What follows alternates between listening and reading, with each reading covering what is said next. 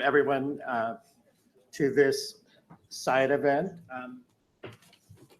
We have been very ambitious, as you can see, on our speakers, because we have a lot of, one of the things we're trying to do today, this afternoon, is to showcase the kinds of individual initiatives that are out there to try and accelerate the global pipeline. So our topic today, filling the pipeline, developing projects that mobilize climate finance. I think what you're going to hear are people who are very passionate about how we can increase the number globally of projects that are available, because at this moment in time, it's, you know, many of us feel that the gap is not finance, the gap is not enabling policies, it's projects. So we have a very full agenda. My name is Bill Tyndall. I'm with Center for Clean Air Policy. I'm going to be the moderator for today. And one thing I'm going to ask of our speakers is to try and keep their remarks brief. We will have a question and answer at the end. This event is being co-sponsored by the, get my notes here so I get it right, by the Danish Ministry of Energy, Utilities and Climate, and UNDP, which is an easier one to remember.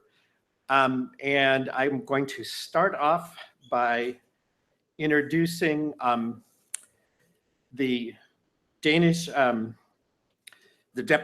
Deputy Permanent Secretary, Christopher, and I was on the last name, I will try, Butsau, who is with the ministry. We just, and will provide an overview as well. Thanks.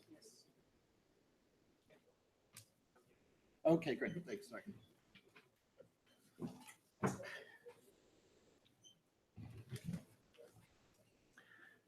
Thanks. Ladies and gentlemen, on behalf of the Danish government, the Center for Clean Air Policy and UNDP, I would like to welcome you to this side event on project pipeline development. The mobilization of climate finance, and in particular the mobilization of private investment, is absolutely key if we want to meet the objectives of the Paris Agreement. But a shortage of financeable and high-impact climate projects constitutes a major barrier to involve the private sector and to increase investments in developing countries. Thus, an important task is to create a strong global project pipeline that can create commercially viable investment projects, as well as broad-based interventions, such as NAMAs, that can feed into the example, the Green Climate Fund and the NAMA facility. This side event addresses this exact challenge and take a hands-on approach by inviting practitioners to present initiatives and experiences on how to accelerate the identification, development, and financing of projects. Today, we will get a chance to increase our understanding of which interventions are the most critical in making projects investable. We also get an opportunity to learn about and compare the approaches used by different players and discuss lessons on how to overcome barriers throughout the process of identification, development, and financing of projects. We are fortunate to have many knowledgeable speakers present here today, and I hope that today's discussions can inspire and provide valuable lessons and help us move forward on this important agenda. Thank you.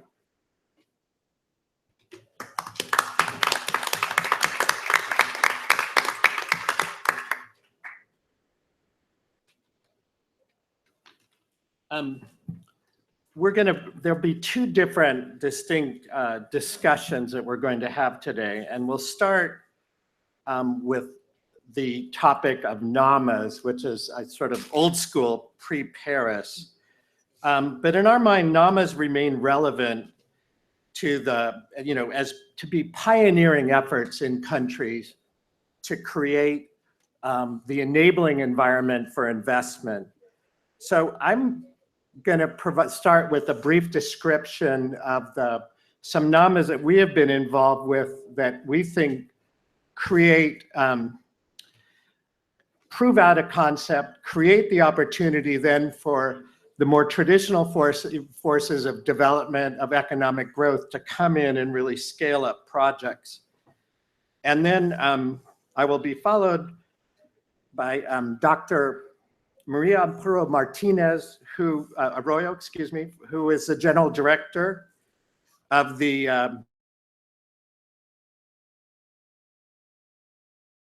provide a very specific example of a NAMA in her country. So with that, if we can get the slides going, I think we'll do my presentation first. If I get slides. If I don't get slides, we'll go with you.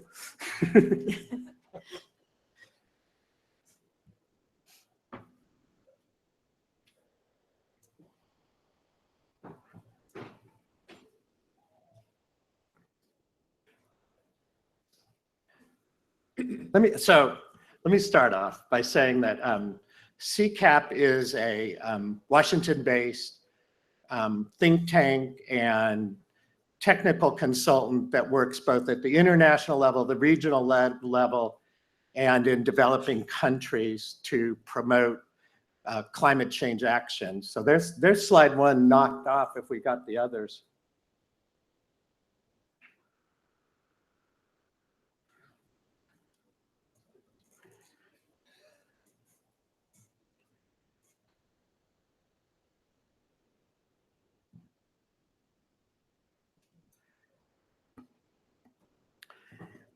And when we looked at, when we started working in country,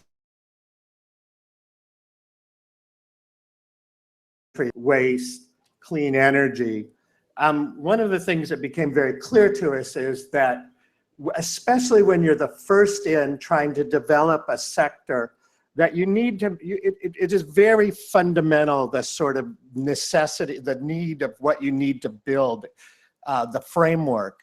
And it isn't just policy interventions. It isn't just creating the financial mechanisms and identifying financial sponsors. It's also identifying a project pipeline. And in fact, we've come to the obvious conclusion, like many, that unless you have financing, unless you have enabling policy requirements, there we go. And that's the exact slide I was talking about. I'd like that record to show. So we've kind of called this, oversimplifying, three legs of a stool, but you're not going to have a successful sector transformation, program transformation, unless you address all three. Very obvious, but I think this has been too often, and even in the last year, too often you're listening to discussions where there's a big focus on getting the policy right, but you don't see that focus on the other two. And then I've been in lots of financing discussions, and of course, financial players all think they're the center of the universe, so that if they build the finance, the rest will come. But unless you are really creating enabling the project pipeline, and whether that is municipalities that are going to do solid waste projects, or whether that's a private sector doing small distributed energy, there has to be capacity building. There has to be thinking about the supply chain. And without all three, you're not going to be successful. To give some examples from our work, a TOD, the Columbia Transit Oriented Development NAMA, which is just starting out, funded, and we're just starting implementation. One of the key, we had all three elements baked in, but one of the key things was the creation of a center to provide cities with technical support to implement the TOD, and to ensure that the policy changes at the national level were mirrored at the local level. And again, all three things had to be there, but this was the biggest gap that took the longest to fill. We're right now working on a distributed energy NAMA in the Philippines, and there were issues around policy and institutional changing, including creating the interconnection standards that so often stand in the way of energy, of solar projects, some of the issues around self-supply. There's a strong issue about the supply chain and accreditation of vendors and standards for technology. But there also was a big gap around the financial mechanism. So we've been partnering with the World Bank to create a credit guarantee fund to provide a backup to the local commercial community to work with these kinds of projects, to work with which for them is new, these small solar projects. The Columbia Waste NAMA is where we have been working with a number of different institutions in Colombia. And the biggest issue there was, and it is with waste, is trying to find the right set of projects and get them brought into the program. And there we've been working with others on 14 municipal projects that create enough of a central core that you can then attract the funding and attract progress.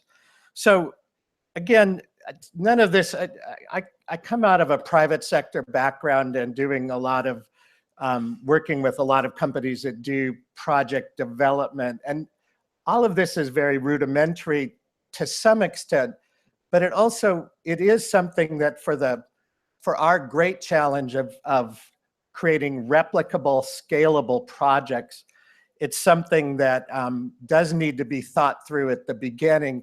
And again, from our point of view, NAMAs, while very useful in the past, very focused on country support and country initiation, will still have a role going forward in areas that are sort of pre-commercial, if you will. And so we think these sort of lessons need to be continued as we move forward. The overall, the elements are the importance of the country having buy-in, the nature and the importance of nurturing the capacity of entrepreneurs, local finance authorities, and the importance of trying to move all this from just being a series of aid-dependent institutional interventions to really a program that is open for business or open for normal country operations and into the mainstream. So I'm going to stop here, and I'm going to have the example of Mexico now as the next.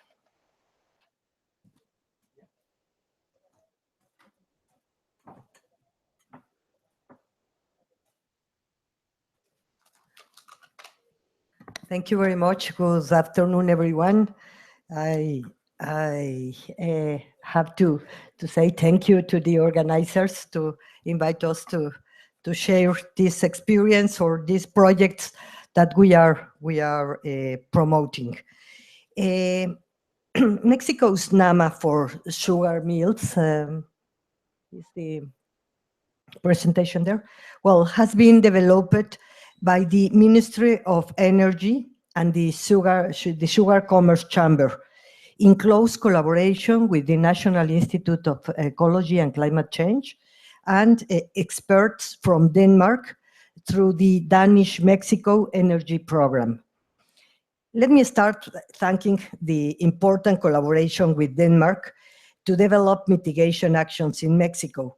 I believe that this NAMA is a good example of international collaboration to identify and promote actions that have a climate, economic, and health benefits. The next, please. Also, this NAMA, or I have something to, no. Okay. Thank you. And well, also this NAMA is a good example of the involvement of the private sector in climate mitigation. We were working and talking very much with investors in Mexico of the different sectors, but for this it was is very especially. This project has been submitted to the INAMA facility for support to elaborate investment projects for implementation. Today, I will briefly present the main characteristics of this NAMA project. Well, as you can see, you can read, the sugar is very important. It's a production that is 16% of the agriculture GDP in Mexico. It provides about 450,000 employments and in 51 sugar mills. In 2015, 82% of the sugar mills co-generated 80% of the electricity they consume, using biomass as a main fuel. There is a potential for expanding electricity generation, and well, we environmentally reducing GHGs and also black carbon will improve the quality of life in the surrounding communities and in the global environment. Is here. Well, in this point, I will very quickly highlight that sugar mills' black carbon emissions represent the 28 of the national emissions of black carbon. Mexico is very concerned about the reduction of SLCPs, short-lived climate pollutants, because our conviction that we have there a very good example and possibility to make synergies between mitigation and adaptation, reducing vulnerability, regarding overall the health items and also the environmental problems. The sugar NAMA directly targets these emissions and contributes to the rapid implementation of our INDCs. The NAMA of sugar mills has two scenarios. The first one that we are working more now on that is to reducing 0.7 million tons of CO2 equivalent per year, assuming 15 mills invest in additional capacity generation of 110 megawatts. As well, all the data that you can see, with applying new, more efficient technologies. And we have another scenario with we can increase with more support, technological support, and making more of the mills going into the project that can have much more reductions and well, of course, much more possibilities of creation of electricity. And that's our project. Thank you very much.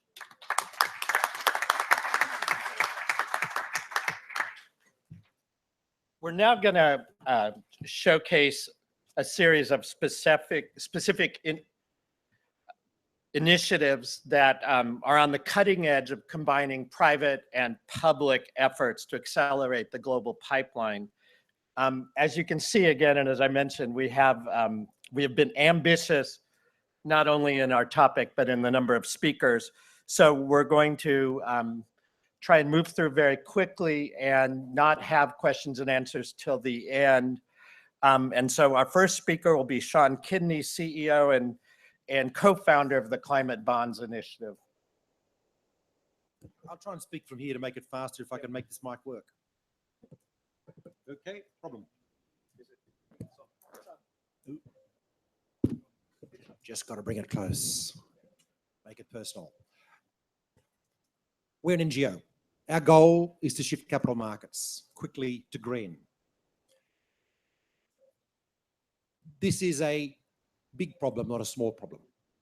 We're here talking about 2 degrees and 1.5 degrees implementation.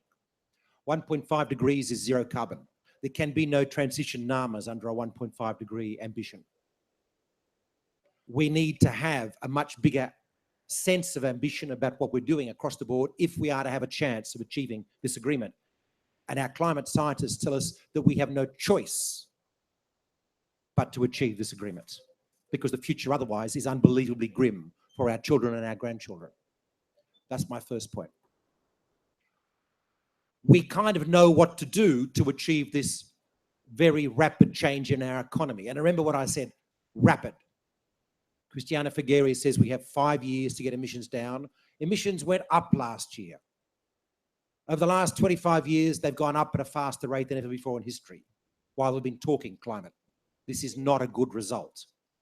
Last year, admittedly, we had good news. They flattened, 0.6 degrees increase, I think it was. Hallelujah!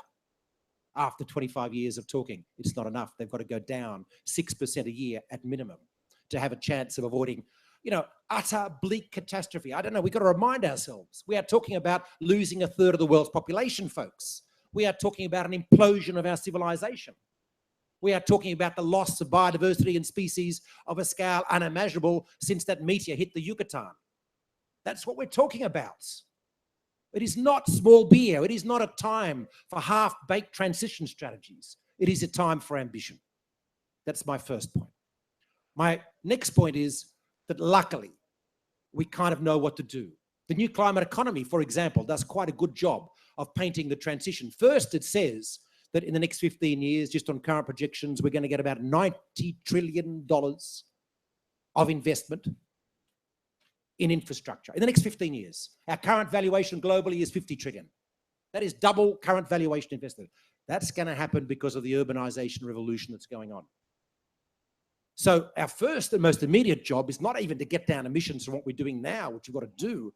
It's to make sure this kit we're building in the next 15 years is green, green, green to its core. It cannot afford to be brown if we have a chance for a future. That is decisions to be made about subway systems in Mexico City now, not in 5 years' time.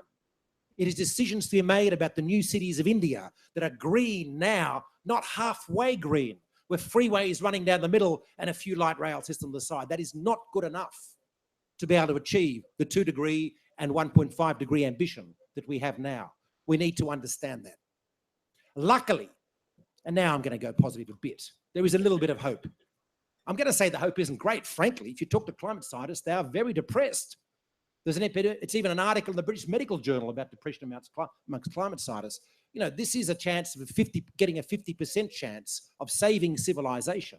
Let's understand it in those terms. If we can make this transition, it will mean a huge infrastructure investment boom around green. It will be business. It can be done with existing technologies. Do not worry about R&D. For Christ's sake, we can roll out what we've got now and achieve 90% of what's needed. The R&D will come as deal flow happens. It flows behind. It does not breach the wave. The second bit of good news is we know how to finance infrastructure. We've been doing it for 150 years. This is nothing new required. We don't need a carbon price. I want a carbon price. Okay, I want a carbon price.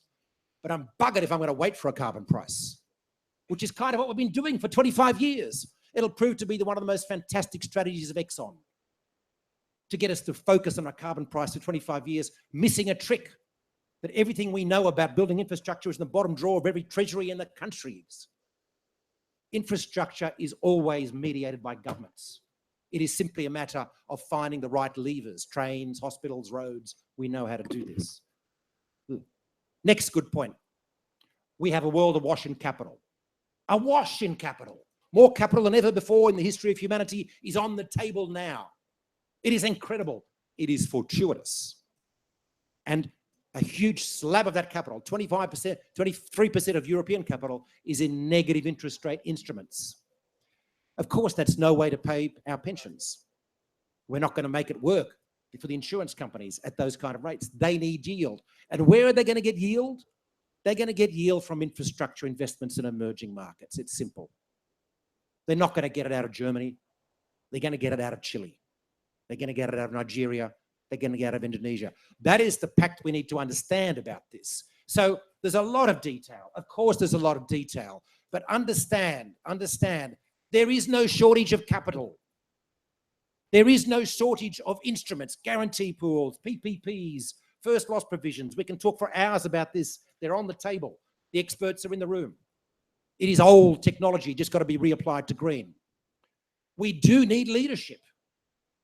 We do need people to understand that this is the opportunity of a millennia to grow our economies in a way where we can have a life for the future rather than be dealing with the grimness of the collapse of civilization. Imagine Syrian war on steroids around the planet. It's a climate war, Syrian war, if you want to ask, and so on. So that's really it. So really, I'm just going to say there is money. Now we need deal flow. The opportunity we have today is to take the signals that are coming through this year, the Chinese government switching its economy to green with its G20 leadership, the Nigerian government announcing a green economy strategy, even the Moroccan government, to convert them into actionable plans. We've called them NAMAs. We've called them transport plans, TOD. We do need some work on TOD. Where's the value capture in the Bogota plan? It's not there yet. We need to pay for that Bogota transport plan with private capital invested in property development on top of the stations that are created by those transport plans. In every sector, we've got models like this. That, by the way, was invented in the 1860s in the US of railways, that idea of value capture. It is old technology. We need to do all of that. What we need in the short term, our view, the vehicle we can use to bring this all together, take our NDCs and convert them into green investment plans for each country, and then convert them into capital raising plans and flush all this stuff out. Flush out the capital raising, the capital markets regulation issues. Flush out the investors. We have the investors. We have $60 trillion of investors who signed statements saying they want to invest in green. We've got no shortage of investors. Bring them to the table. Make COP 2017 the COP of capital raising plans. Make it the COP where we understand finally that this can only be done with a pact between government and private sector through NAMAs, sure, through capital raising plans. Let's make it a working COP next year. Let's make the scientists feel like there's a future, alleviate the depression by getting down to the grassroots of getting deals flowing. Let's make it ministries of finance that are here, no longer ministries of environment. Let's make it a working COP around capital. That's the opportunity. Fantastic. Thank you. You know, that passion is fantastic. Interesting point on infrastructure is the new president of the United States, who many people are, you know, who shall not be named. One of the things he has announced is a big infrastructure initiative. So our next speaker is Paul Harax, who is a lead manager of OECD.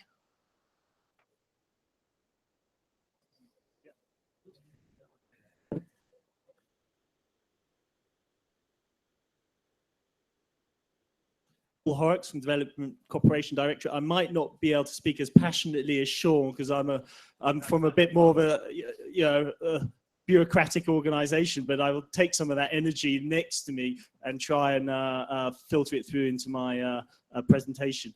Can I just have the beamer? Thanks. So yeah, thanks again for Denmark for inviting me here and for the OECD. I'm going to speak a bit about partnership called the Sustainable Development Investment Partnership, which Denmark has provided funding to. Before I do that, I'm going to zip through a number of slides in the interest of time and this significant panel, and just give you a bit of a flavor of what we're doing in terms of blended finance. We've got a work program. If I can, I might have to use this.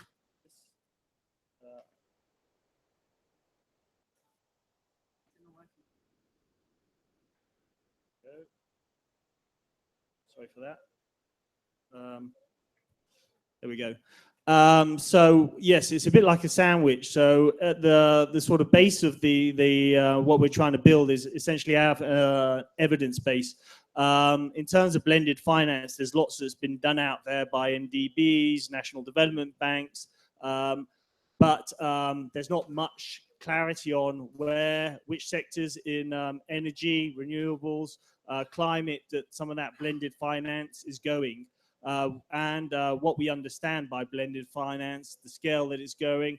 What we do know is that it's increasing, but we don't have much granularity on what's going on. So OECD is a think tank, statisticians galore in terms of data.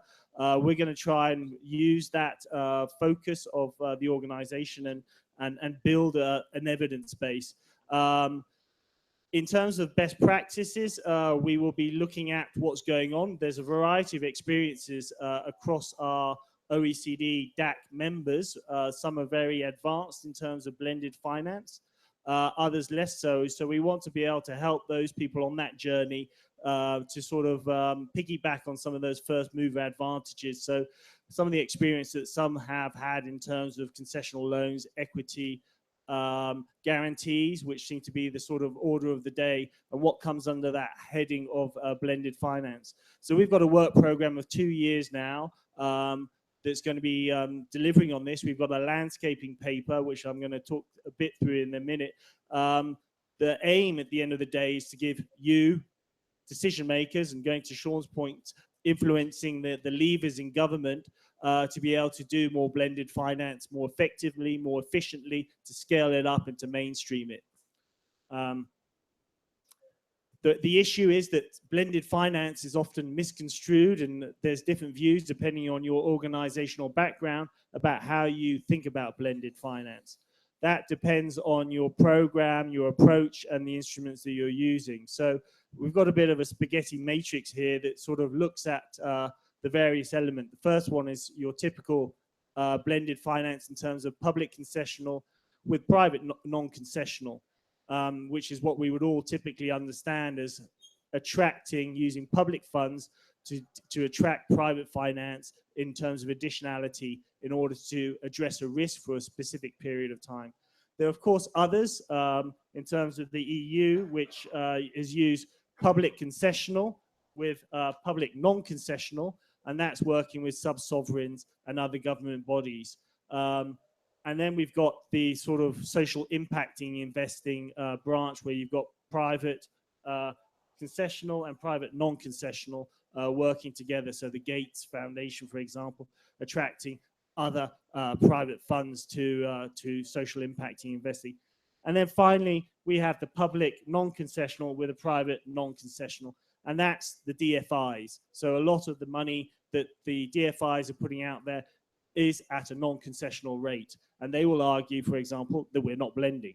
So it's a difficult in terms of being able to influence policymakers and our programs and approaches when there's such a disparate view in terms of exactly what we're talking about. So the OECD is trying to bubble up good practice and a common understanding so that we can influence governments, policymakers, and the private sector. And the private sector knows what we're talking about, and we can act in a sort of coordinated fashion in terms of engaging with them. So what have been the recent trends in this market? Well, we try to do some study. We've looked at 140 blended finance instruments and facilities. This was done by the EDFI, so the European DFI Association, the World Economic Forum, under the heading of the Redesigning Finance. And it's over the past 10 years, you can see that there's been a massive surge in terms of blended finance, not only in terms of the overall volume of instruments that are being launched, but also in the trend rate of actual money. So I think we've got about 36 billion now in a lot of those funds and facilities. We saw a massive peak back in 2003 when the Africa Pacific Caribbean Fund was launched by the EIB, and now we can see it taking off again towards 2014 with a strong trend of the facilities increasing. Where's the money going? Predominantly Africa. but it's still a limited amount that's going to clean energy at just over 26%. We want to have more of that. There might be some of the financing sector going into that in terms of SMEs and microfinance. But if we're going to reach our goal in terms of the SDGs, not only does the volume need to increase, but also the direction into those critical sectors. Of course, we're competing with other areas of blended finance and other interests, but in terms of scale and attracting the necessary finance, I think we can all agree that at the moment this is not going to be in terms of the leveraging effect that's required to deliver on that 2% target for Paris. So I do want to talk about the Sustainable Development Investment Partnership. This is a partnership that sits under the blended finance work that we're taking forward at the OECD. And we're leading the policy work on that. Essentially, this is about trying to get projects to financial close. So it's a matchmaking. And we want to be able to use that to feed back to the committees that sit together in the OECD. So, I mean, there's 75,000 people passing through the OECD each year. And that's mainly government officials that are sitting in the private sector. They're sitting there and deciding on norms and standards and regulation. In the DAC, we think we do that through what we call the official development assistance. And a lot of that is, of course, related to environment and environmental matters. So we want to try and influence good practice and governments in trying to understand better why projects aren't reaching financial close. I'll give you a couple of examples in terms of projects that we've looked at in Africa and some of the issues that they've been trying to come to SDIP, which brings together private sector partners, mainly banks, but also public sector organizations. And the founding partners of this initiative are SIDA, so the Swedish International Development Agency, and the World Economic Forum, the OECD, and USAID. And within that partnership, we have equity investors, institutional investors, the Danish pension fund, and they will come to the table and support a project if it's fitting with their strategic interests or their approach. And these are some of the,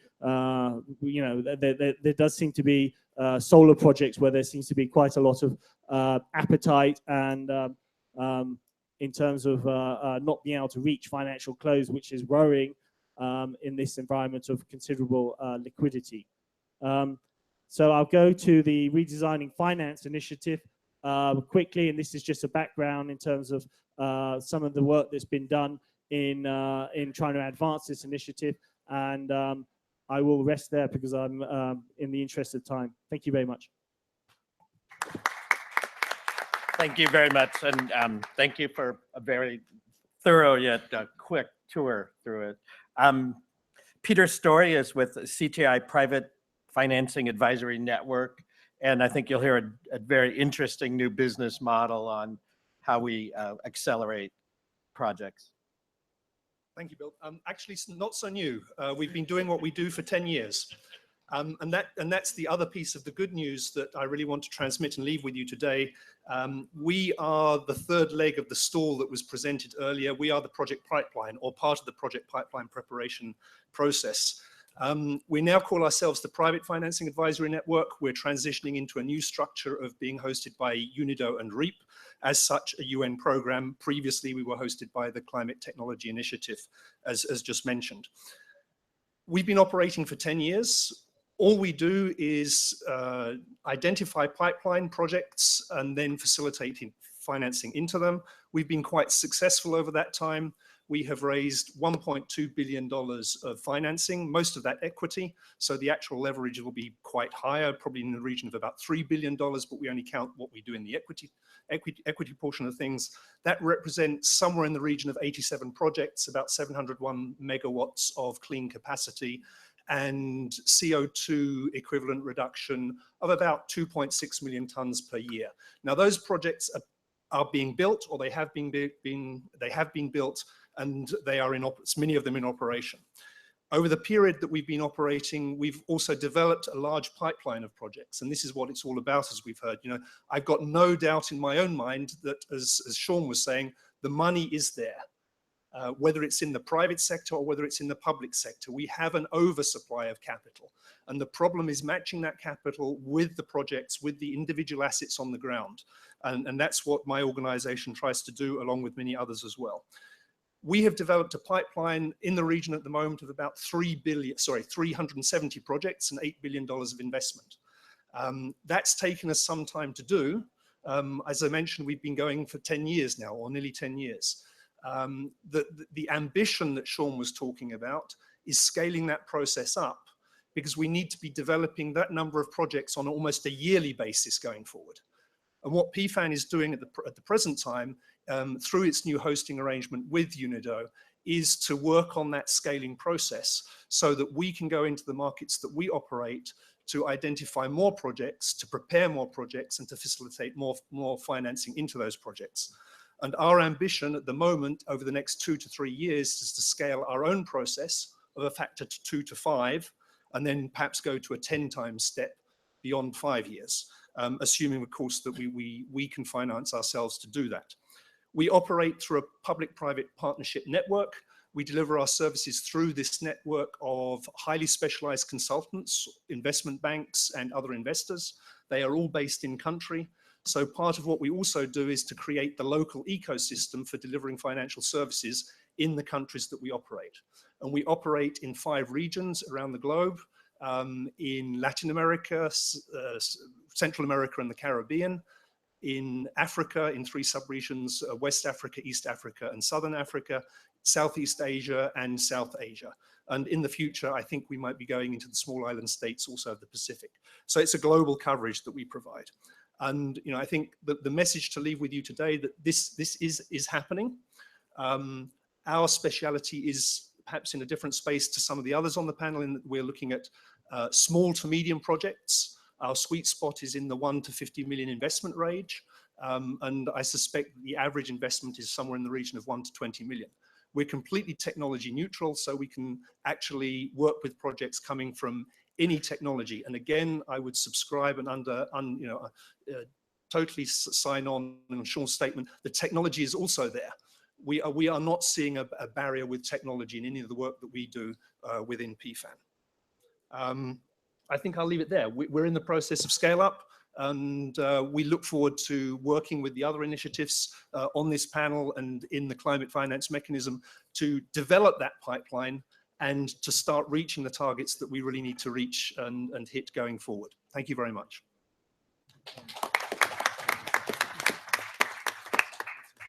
Our next speaker is Almond, who is the chief of the climate,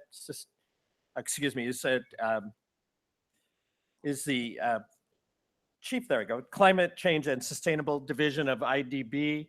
And I'm sorry I said it was new, but the business model as applied to climate was something that I thought I hadn't been seeing out there. Thank you very much. Thank you very much for the invitation to participate in this. That's working? Yeah. So I'm going to whiz through some of the earlier slides and get to a particular initiative that is under development, which we're actually referring to here, sustainable infrastructure, but actually NDC Pipeline Accelerator. So as we've heard, infrastructure choices made now are essential to delivering the low carbon and resilient pathways. And we need to move from billions to trillions. So we've heard all this before. And what the Paris Agreement, I think, is great is that it does really emphasize actually the importance of aligning all financial flows to a pathway for low carbon and climate resilient development, Article 2C. And so building on the 100 billion commitment, it actually goes way beyond that and really gets to the heart of what we need to do in terms of redirecting financial flows. So we at the IDB, we've following Paris, we have been looking how we can align ourselves to the Paris Agreement, and really looking in a number of ways, particularly deepening how we can deepen our support and provide a very effective, comprehensive package of support to our clients, whether it's governments or the private sector. So we've come up with an initiative, NDC Invest. It's, I would say, just to go through the four main components, and I'll focus more on the Pipeline Accelerator. Four main components. The first being the programmer. So this is how we turn the NDCs, or work with governments and other stakeholders to take the NDCs and to develop investment plans and programs, look at integration of these into national budgets, sectoral approaches. But it is also about how we are programming internally. So we are now, in the context of our next year's pipeline, we are looking at every country's NDC in that context to see, as we think about the projects coming forward, how are they aligned to the NDC or not. This will be a continuous process. We think we'll need to do a lot of internal training and capacity building to make this really work effectively. But it is about how we integrate the NDCs into our programming at the country level. The Pipeline Accelerator I'll come back to. The other two components is the Market Booster, where we see providing resource for piloting innovative business models, financial instruments, and other market enabling type services. To a certain extent, we already have a lot in this space. We have the Multilateral Investment Fund that works quite a bit in the climate area. We have other trust funds around climate smart agriculture, energy efficiency, working particularly with SMEs in this area. So the Market Booster, recognizing that the low carbon climate resilient transition must involve development of domestic markets that will deliver the goods and services that are needed in the transition, and of course for growth. The fourth component is the finance mobilizer, and this we would see as where we're hoping to see how we can attract concessional resource or access and use concessional resource to mobilize finance from a range of different sources, both our own ordinary capital, trust funds that we manage. We have big trust funds inside the IDB, for example, the Japanese government, a $2 billion fund on renewables. We actually have a China trust fund, how we can mobilize these resources. But of course, critically, how we can mobilize the private sector and how we can really move to scale over time, go from projects to much more ambitious levels of leverage than we've probably been doing so far. So the Pipeline Accelerator, as I say, this is it's a new activity that we're developing in the context of this bigger platform. The idea is it's kind of a project preparation facility. However, we went out and talked to a number of similar facilities out there and identified that there were some gaps in some of the activities that those were supporting. So yes, this will help provide support for the feasibility studies and all the different activities needed to prepare the project. But we want to also be able to focus even a bit more upstream, particularly in the design of public-private partnerships, looking at issues like procurement, and so the very upstream issues that are essential to embed the climate, low carbon, climate resilient, and other sustainability issues into the projects before they actually go out for tender. So in terms of, this sort of shows how the different components fit together. Now, of course, it's not necessarily going to be a very linear relationship because we know there's a lot already happening in countries. But if it was going to be a linear flow, you would start with the programmer. During the programming exercise, identify some specific projects, particularly projects that can have a very transformational impact that could benefit from going into the Pipeline Accelerator. Once in the accelerator, working on various activities, portfolio planning, project preparation. The idea being that you do all that, it should then accelerate through our pipeline, move through very quickly, compared to the scale of the challenge of the projects, which we know are typically going to be more complicated. The Market Booster can help reinforce and provide additional resources to prototype or provide additional financial innovation that may be needed alongside the investment. And then, of course, we would be looking to probably attract some resource to provide some credit enhancement, risk mitigation to ensure that that investment really gets off the ground. So that would be roughly how we would see the Pipeline Accelerator fitting in with our project cycle and the NDC Invest initiative. just have a couple of examples here of what the projects might, what support might be provided for projects. But on the public sector side, we would see the accelerator could, for example, provide support for doing spatial planning, including looking at climate resilience for a portfolio of renewable energy investments, look at the sector-specific institutional regulatory requirements that may be needed to strengthen the enabling environment, and also look at the power utility and its capacity, particularly say to manage energy efficiency and renewable energy technologies, and look to address all of those. So that would be kind of how we would see the accelerator supporting a public sector renewable energy portfolio. On the private sector side, just another example, it could, as I said, it could look at how to design the public-private, the power purchase agreement and the contractual arrangement. Look at the credit of the off-taker. Is there a need to address that through some form of credit enhancement? Looking at legal issues, procurement, etc. So again, the accelerator would provide these resources to ensure that this private sector project would then come through our pipeline. So that's it. Thanks. Thank you very much. Our last speaker is Turban Husk with the Danish Climate Investment Fund. Yes, good afternoon. I hope I'm not just invited because I'm Danish and it's a Danish funded seminar, but I'll try and make it interesting. I come from IFU, that's the Danish Development Finance Institution. And the reason why I'm here, I believe, is that we manage the Danish Climate Investment Fund, which was launched 2 years ago. It is a public-private partnership. I don't know if I should flip that. It's a public-private partnership that provides equity capital to renewable projects. It's managed by IFU, and the funding comes mainly from Danish pension funds, which have taken a very active role in the fund. The CEOs of 2 of the largest Danish pension funds actually sit in the investment committee of the fund. And I believe their motivation, because this is a sort of a rather small fund, small investments compared to what they normally invest in. But of course, they are taking an interest in getting better acquainted with the investment opportunities within renewable energy in emerging markets. They have invested quite strongly in Europe and the US, but see that emerging market, of course, is the next area to invest in. And by launching this fund, they will get a first-hand vision or impression of the opportunities and hopefully scale up the investments going forwards. Now, I mean, we have been doing pretty well so far. We have invested according to the plan, and everything is fine.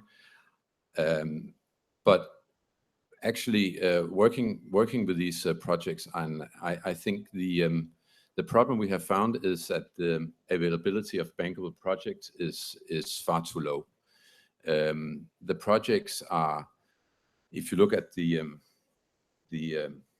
challenge we have in the climate area, the projects are too small. The pension funds want larger projects. The development time is too long. Some can take 6 to 8 years to develop, and we don't have time for that. And why? What can we do to change this? We believe that we need to have more experienced companies with developer experience engaging in developing projects in emerging markets together with local developers. Many local developers we see are rather small companies which are not funded sufficiently to invest and finance the development phase. They often lack the experience to do this, and thereby bankers also get nervous if it's not an experienced developer. I must say also sometimes they may have a very high expectation on the reward they'll get out of these projects, which also makes negotiations difficult at times. So therefore, to increase the supply of bankable projects, we need to engage more and more experienced developers in emerging markets. And we see that as one of our tasks as a Danish DFI to at least try and mobilize Danish expertise in this area to a larger extent. Then, of course, there's the local environment, which was discussed, because, of course, capital is there in big amounts. And I think the other good news is that these projects are commercially viable without any form of subsidies using renewable projects. I think that's really the most important good news around, actually, that you can do this without subsidizing.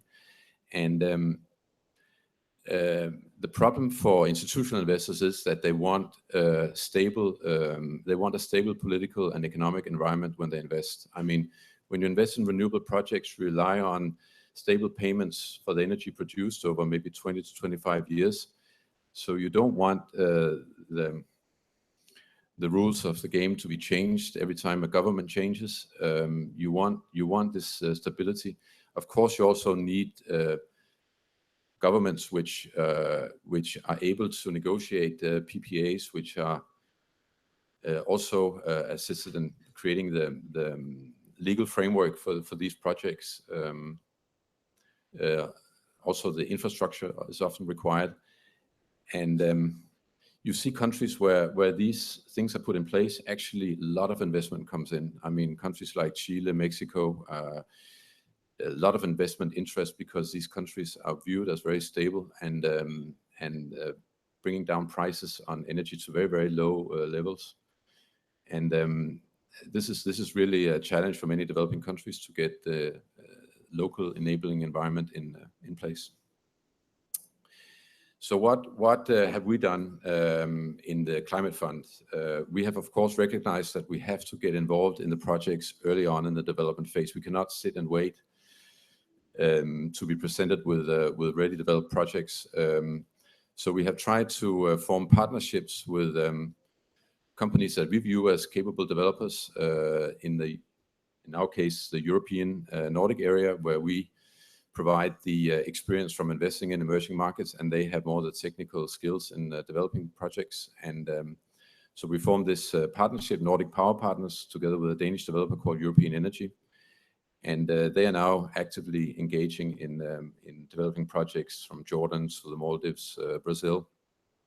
And I think this works very well for us. It gives us a lot of trust in the quality of the projects that we then invest in. And this is, of course, turned out to be a rather profitable investment in its own right, due to, of course, the lack of supply of good bankable projects. Then we have convinced the Danish government to fund a project development facility of first this year, $100 million approximately, and this is really to take risk early on in developing projects and also thereby gaining an ownership share of the projects in a very early phase. Yeah, I think that's it. The enabling environment is more difficult for us to change, but we rely on the politicians to do that. That can be dangerous. We're now going to have a little bit of a counterpoint reality check by Anna Lehman, who is the Climate Market and Investment Association, about whether, how these kinds of solutions and the challenges from the project developers' point of view. Excellent. Thank you very much. Well, thanks everyone for pitching this to me. That's how I sat here, or how I listened to you guys, considering that I've been invited to provide this reality check and to guide my thinking around that, how to go about. I promised myself I'm going to be, very rational and have two criteria. One is on, deal flow, because that's the purpose of the side event. So do I listen from those proposals, whether there's any deals flowing out of these initiatives? And the second one is ambition and speed, really, because that is the point that Jean made very, very, vibrantly. I think Christiana Figueres, I think, spoke about 5 years last year. We all spoke about 5 years last year. Since the beginning of last week, we speak about 3 years. According to the UNEP emissions gap report, we got at current emission levels 3 years to get a 50% chance of getting onto a 1.5 degree pathway. So, ambition is everything right now, just reducing atmospheric carbon concentration. That needs to be the focus of whatever we finance right now. So, those are my 2 criteria, and I'll be just very brutal and go through them right now, one by one. On the NAMA concept, for us working on the ground in some of those countries, we found that they can be quite complicated and actually absorb a lot of capacity in those countries. The conversations are important to be had, very important, but in terms of deal flow, very hard to actually extract deals. Sometimes we had the impression they came in too open, brought in too many ministries, open, with a very open agenda. Then you go through a lot of workshops and planning processes to then filter down what actually do you want to finance and how do you finance that. Very long process. Not saying NAMAs are not important, they're extremely important, but in terms of deal flow, I didn't give them a score. In terms of ambition and scale, also didn't give them a score, but they're fundamental to build in enabling investment environment in those countries. So keep on doing them, but under my categories, they're out. What is it? Global Infrastructure Investment Coalition. Very, very inspiring speech, and I hope you really all carry this home, but I didn't quite understand what the initiative is about and is doing. I do feel a bit that we've got, so many new initiatives, being launched every year. I lost track, so I'm not quite sure. I still give him a point because he's speaking to the capital markets, he's speaking to institutional investors, extremely important, we need to do that. But I'm not quite sure what's gonna, he mentioned the word deal flow a couple of times. So that's a point, but more clarity is needed on that institution there. Then we had Paul and the SDIP. Also another great initiative that I understand is built sort of around financing the SDGs. Matchmaking, blended finance. I've seen no suggestion there on energy efficiency in terms of what we need to actually finance right now. If we speak about, really reducing emissions fast, then we heard from the International Energy Agency, energy efficiency gets us 1/3 the way. Please, guys, make this one of your first priorities. We, don't just all focus on renewable energy. I'm sure what you're doing is great, but energy efficiency, really, I think blended finance for energy efficiency, maybe that's something you guys could explore. Getting a point still, though. Well, then we have the Private Financing Advisor Network, Peter, CTI. That I thought is really exciting because it does actually, build on, first of all, I understood what you guys are doing is you go actually into the countries and you build on the financial institutions and the sort of the landscape that is there in the countries. You're targeting the right deal sizes where we think there is, that's where actually the scale is. The scale really is in the smaller projects. Great initiative. I don't know quite what you're financing in terms of technologies. You were saying you're open. 200 megawatts sounds like a lot of renewable energy capacity, but I'm sure you're also looking into energy efficiency. So yeah, and that sounds great. And you managed to raise equity. That's the hardest thing to do right now. So so well done. And I think maybe you find more friends and can scale up faster. That seems to be like a way that really, that like a promising role model. I really like. Turban, the KIF. Very helpful. I think it's helpful. It's a great other initiative, but we feel going into the countries, we often are actually confronted with too many funds that try to do renewable energy, and they run, tender processes. So that leads to almost a race to the bottom when it comes to the levelized cost of electricity that are being offered in those funds. Because they know they're going to get concessional finance, and that leads to not very sustainable, I think, models for the electricity market. So we're never actually going to be able to develop electricity prices in those markets that also then, will bring more projects into the market that don't need concessional finance. So it's a We're crowded not space. concessional finance. Oh, that's right. Yeah, I have to say that. I'm sorry to interrupt. We're purely market-based. Okay, okay, interesting. I fully agree with you. Yeah, I mean, yeah. I was going to make that point. I just wrote it down. Okay, That blended financing distorts the markets. okay, good. Then I take So that away. we make it seem. Yeah, yeah.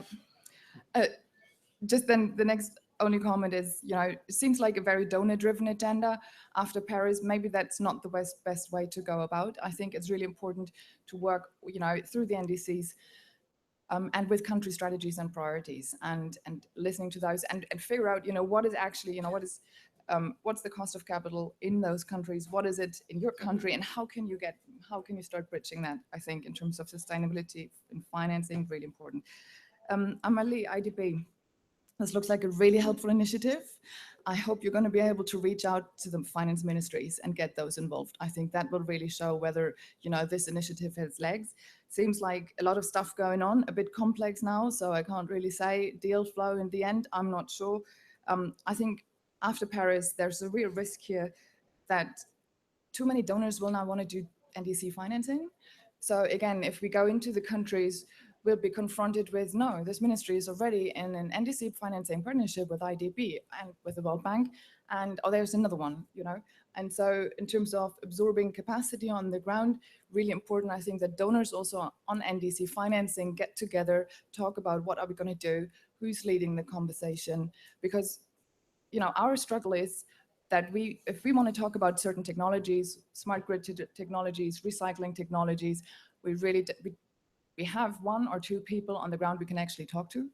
The capacity level is very shallow, and we need to be very, realistic in terms of what we can do and want to move forward, and we want to build on that, but we don't want to distract them too much.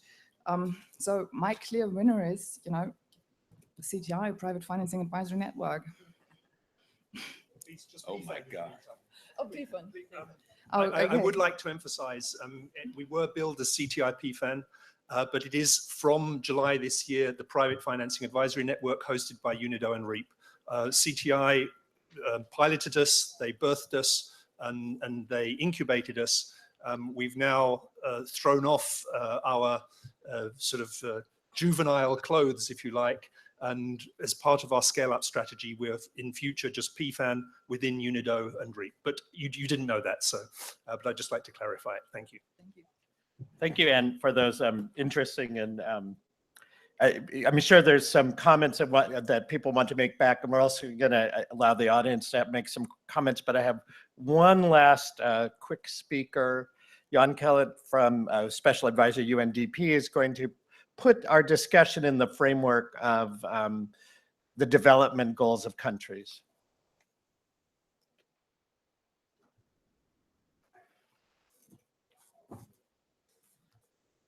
Thank you very much, and thank you very much for joining us here today. I'm really glad that I didn't speak before Anna, actually, to be honest with you. I don't want to get any points scored. But what I can say, because my name is Jan, I'm obviously here partly because of UNDP and partly because of a Danish name. However, I'm Irish, so just to let you know. So we can figure that out later. What I'm going to do is, first of all, score the panel a little bit low when it comes to developing countries, apart from, of course, Mexico, which is, although a middle-income country, very high. What is actually the status? Middle-income status high? I don't think so. No, okay, fair enough. But we didn't hear a lot of focus on developing countries. We didn't hear a lot of focus on vulnerability, or the most vulnerable countries. And so I'm going to score a little bit low, if I may, on that. And just, if you like, try to frame a few things here, particularly from a UNDP perspective. So first of all, just a remark, in a sense, the scale of the challenge, just to pick out a few figures that I'm sure you all know and have close to your hearts. So 600 million people in sub-Saharan Africa currently without power. A report just recently issued said that 1 out of 4 health facilities in sub-Saharan Africa do not have electricity of any kind. And the 4th one that does is almost certainly some dirty old diesel generator. Let's just take a bit of data from SIDS, Small Island Developing States. They import about $150 billion a year of fossil fuels, which in some of those states is about $3,500 per person. And then finally, let's just look at the issue of the relationship between emissions and vulnerability. So 11 of the 17 countries with the lowest emissions in the world are also at the highest risk of climate change. So both on the sudden and intensive cyclones and floods and other things, and also of the slow creep of rising water levels and sometimes not so slow creep of drought. So that's just one side of things. The second one is, which has been mentioned in various ways, is just the cost of the challenge. And particularly want to focus here on the cost of the challenge in developing countries. So if we just look at the key sectors of power, transport, and infrastructure, we estimate about $1.4 trillion in developing countries would need to be spent to meet the goals, the SDGs, by 2030, $1.4 trillion. Let's just look at adaptation costs. Now, I think about 2 years ago, UNEP came up with a figure which was $100 billion a year, needed up until 2050, that being their highest figure. And now they've just revised that up to $500 billion a year. And this is a massive amount of money. Just going back slightly micro scale, going back to the health example of Sub-Saharan Africa, just 7 countries alone, they would need $300 million a year just to give them power for their health facilities. And then, of course, this is the same time while those countries are also trying to deliver basic services and also give opportunities to their population in terms of livelihoods, education, health, transportation, etc. So I just want to provide that frame, if you like. Obviously, a perspective from what we do in the UNDP and in the UN is helping countries develop the capacity to actually tackle some of these challenges. And I just want to pick out 3 things. I will be quick, Chair, if I could say, in terms of how we can look to drive more private finance, in particular towards these issues. First of all, I would like to focus, or at least, if you like, put our attention on the basics. So, for example, corruption. There's an estimated $2 trillion a year is lost in developing countries to corruption. Well, imagine if that was going into the things that we think are important. Secondly, tax revenues. This is still a major issue in developing countries, and this fuels a lot of things, both domestic finances and, of course, the capacity of countries. Happy to report that some countries have made significant progress. Our colleagues in OECD have recently done a report of, I think, 7 or 8 countries in Sub-Saharan Africa, and over 15 years, 6 or 7% increases in tax revenues has been recorded in some countries. And then finally, just within this sort of the basics, if you like, just getting the basics right in terms of climate public expenditure and making sure that actually the mechanics of that within governance actually works. And then I'm just going to pick up on 4 things before I hand it back over to the chair. I'm going to make it 3 things. I will cut down. So first of all, the issue of de-risking. I'm sure it's been mentioned in many circles. And I think it was you, sir, Turban, you mentioned about the issue about the enabling environment. This is something we do in UNDP, along with many others, stripping away those regulatory, financial, and technological issues which do make the investments of private sector just not economical. So that's something which we definitely need to drive more money towards. Secondly, and particularly, I think within this area, particularly again, coming back to what UNDP thinks is important, is the issue of expanding that into small-scale renewables. That's the off-grid things, the things which happen in communities and homes and so forth. And then using that, bundling that together through climate finance aggregation, finding ways in which to bring things that don't look particularly attractive, perhaps on the individual basis, bring that together so that they are indeed attractive to more private finance. And then I'm just going to talk about a couple of supply issues. Sean, you mentioned that there's no supply problem, but I'm going to pick out, no money problem.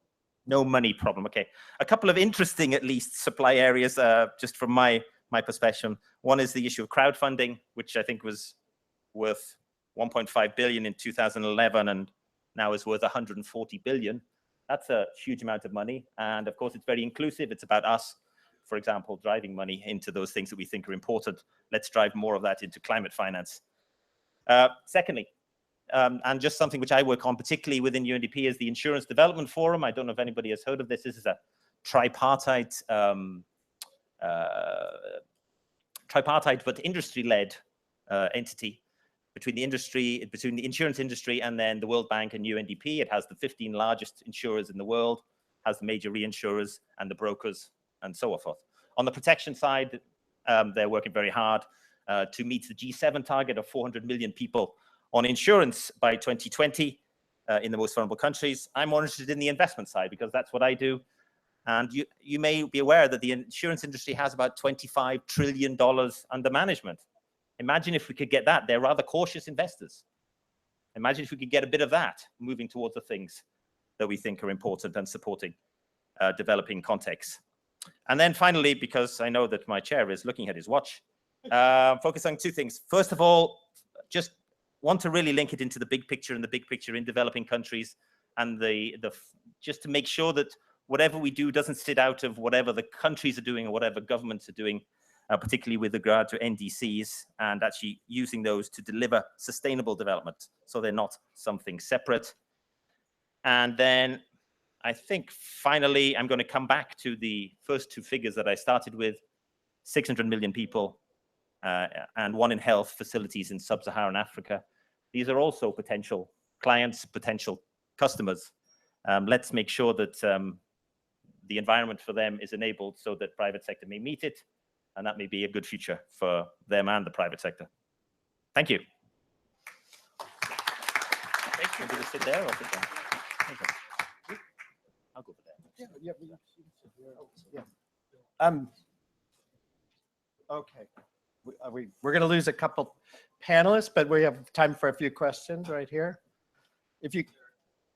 I do not know the answer to that. Yes, there seems to be one in the back. Why don't you start out loud as the microphone gets to you, and you might identify the name and organization. Yeah, thank you very much for a fantastic panel. My name is Matthias Sonniger. I'm with Perspectives. Our team has been working on development of NAMAs and INDCs and NDCs, which turn NDCs, in the past with developing countries. And our question, therefore, is really to those who see themselves as enablers and financiers themselves. How do you envisage making use of the sort of know-how?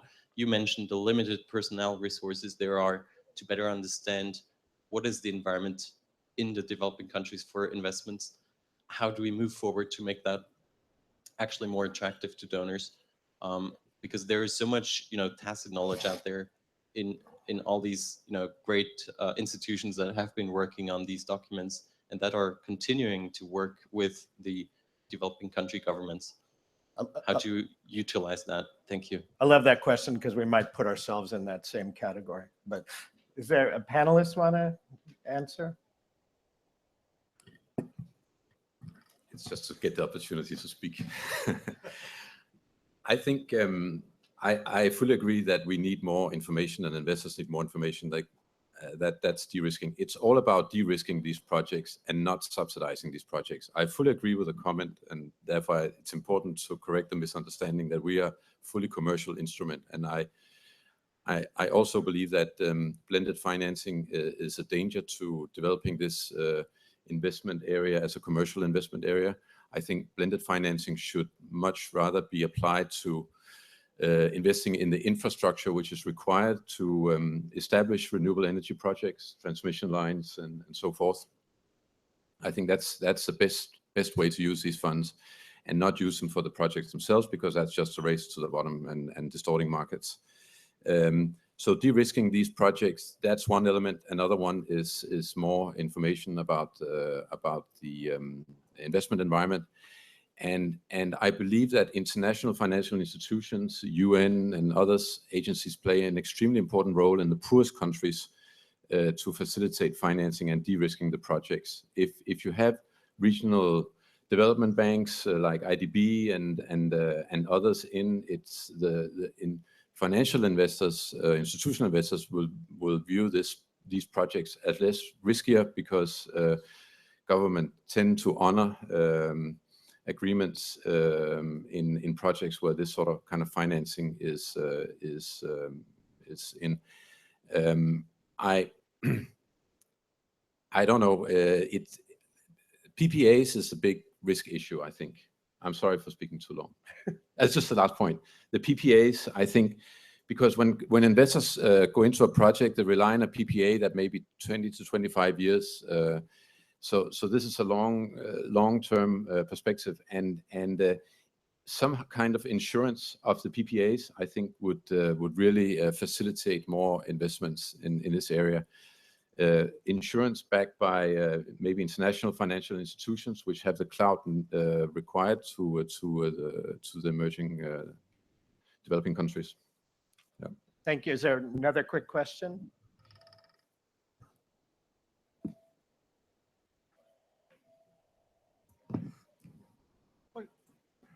What capacities represent the most significant bottlenecks to actually deals getting done to achieve these goals? Human capacity, organizational capacity. Money isn't a shortage, technology isn't a shortage, enabling environments, yes, in some places, no in others, but we kind of know how to do that. But there's a blockage, and the deals are not yet flowing anywhere near the rate. That's already been established. So where are the blockages in terms of deals being proposed that are going to get funded, especially by private finance? I mean, I think everybody would have a different answer, sort of approaching this from the angle. But I mean, I think one thing we all have to remember is we're dealing with a alphabet of countries in varying stages of development with varying challenges. And I think one of the things we were the way we set up this panel was that some of the early interventions of a NAMA where you're really going in and working to build basic capacity around a specific sector, a specific type of solution is necessary in some countries and is so 20 years ago for another country. And so where the blockages are in a different, in every country are slightly different.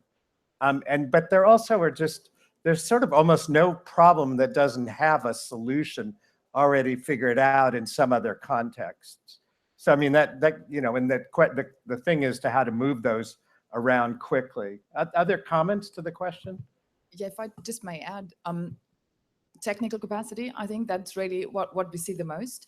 And we're in this sort of private-public space. We're mainly dealing with governments, and actually there is a lot of technical capacity with the private sector very often.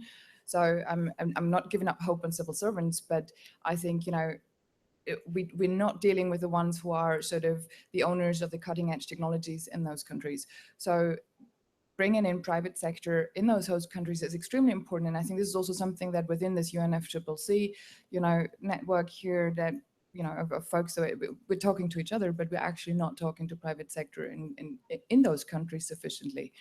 And bringing them on board is, I think, extremely important. And maybe providing also, or helping to provide a platform for private sector to speak in a non-aggressive way, sort of in a way where it's for the solution in a sector, not to promote a certain technology or a large corporate or a larger business, but also allowing new entrants, smaller businesses in developing countries to come up. I think those kind of incubators would be really helpful. Maria, do you want to? Well, only a brief comment that I think that the investors also have to change their mind when they go to the developing countries, because now if we are talking about change, about transformational actions, about the structures that can to change, I think that is not with the same attitude, with the same mechanisms of support in the developing countries. I think that now the main vulnerability of the projects are that if they are isolated, if you don't take into account that there is a context, social, environmental context, and of develop, of course. But I think that in terms of inversions, if you are talking about infrastructure, you have also to think about capacity building and about collaboration and synergies with the projects that are already going on in the countries. Because in many times, if we have with isolated projects, maybe they won't be successful, but it's because we didn't see all the context, all the institutions that could be involved, the academic part, the scientific part, the technological actors that are in each country that can maintain the effort. Then I think that we can analyze very much what will happen in a developing country, but if we don't change also of attitudes and go and think in integral projects, the inversion could be bad. That's all the time we have for questions. I mean, I think we've had a spirited discussion that just touches, barely touches on this issue, but, you did hear, it's a question of a half empty, half full, right? We have a tremendous challenge. We have 1 billion people living without electricity. We have a climate calamity that has to be addressed in the next 3 years, not the next 3 decades. But at the same time, we heard global investment is there. The technologies are there. Solar LED lights are not technologies now. They're commodities.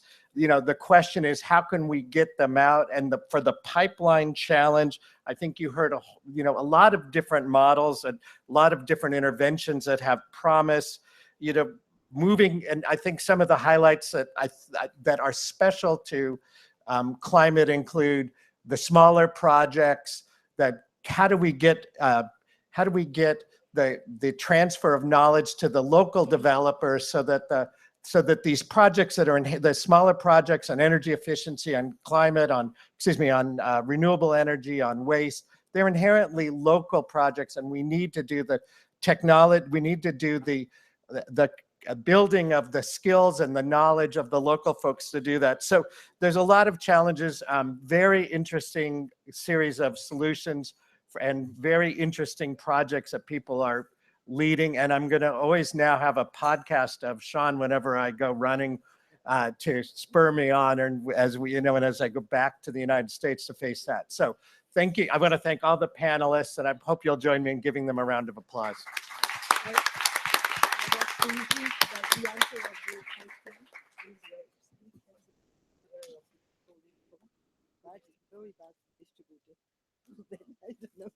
We also have this problem in Ireland.